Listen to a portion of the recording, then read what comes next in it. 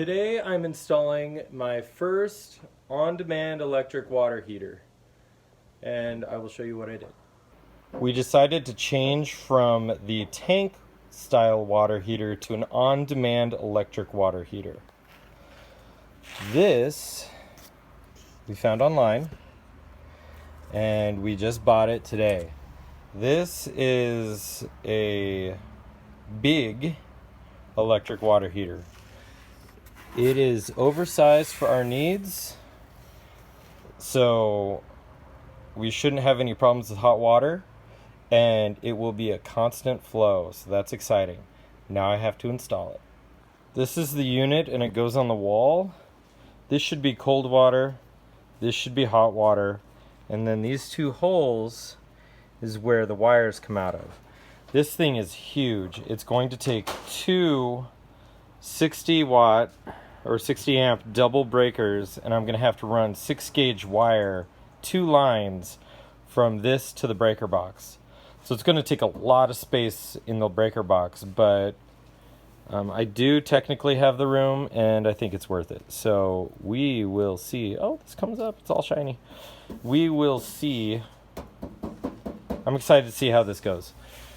I don't know. We could switch it back to a tank later in life, but I don't think we will. I think we're going to stick with stuff like this. Okay, it's on the wall. So like I did over there with the manifold, I put a couple boards on. I did the nice angle thing and put these masonry screws through. I used some liquid nail underneath them to hold it tight even better. And then I have construction screws there, there, there, and there. So at this point, I have to figure out how much wire I need to buy, and then how I'm going to connect to water. This is actually the cold, because it says inlet right underneath there. It says inlet, and then I don't know if you can see it. It says outlet there. So this is hot, cold, hot. And I took this off here so that I can do it right. So now I have to get my water heater pipes on these and then figure out where I'm going to end the piping. So I bought these on Amazon. They came as a group. It's for a water heater specifically. This is the hot water because there's no valve. And this is the cold water inlet because if it ever comes out, I'm one-handed with the phone, because it has a valve.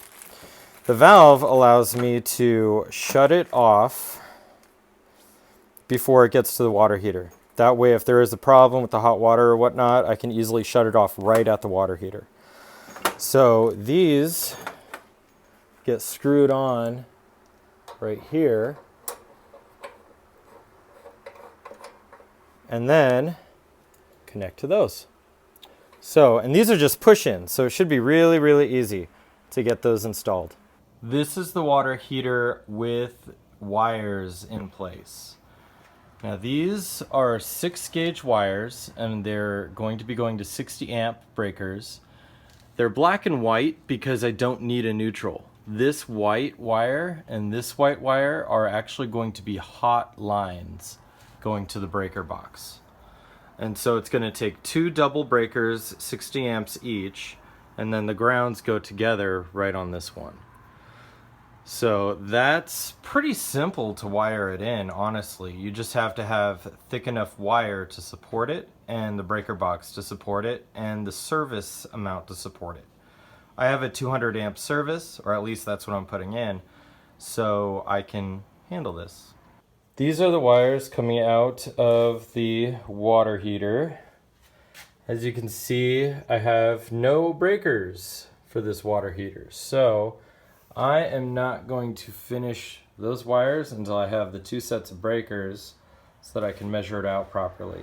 Still have to finish this. I don't know why I haven't finished it already, other than avoiding doing it. I better get that done right now. But yeah, this is where they go in the breaker box. I need 2 60 amp breakers, just like this is a 60 amp breaker. I basically need 2 more of these right there. And if you look, this is the same size wire as this.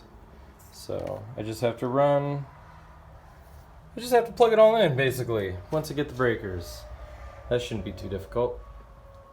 In the end, this water heater was pretty easy to install. The hardest part when switching from a tank water heater to an on-demand water heater is the wiring, because these two runs of wires, that isn't in most houses. So you have to run new wiring for an on-demand water heater, which is the biggest deal. We're going through a remodel right now, so it's actually a lot easier for me to do it than anyone else just wanting to put it in their house. But the actual install of it is really simple. This thing is light. You just hang it on a wall and you just really plug it all in. Plug in the wires, plug in the water, and you're good to go. That's really it. So I'm excited for it. We get really hot groundwater because our well, I don't know, it's naturally 90 degrees or something like that. So this is going to save us a lot of money because our groundwater is so hot.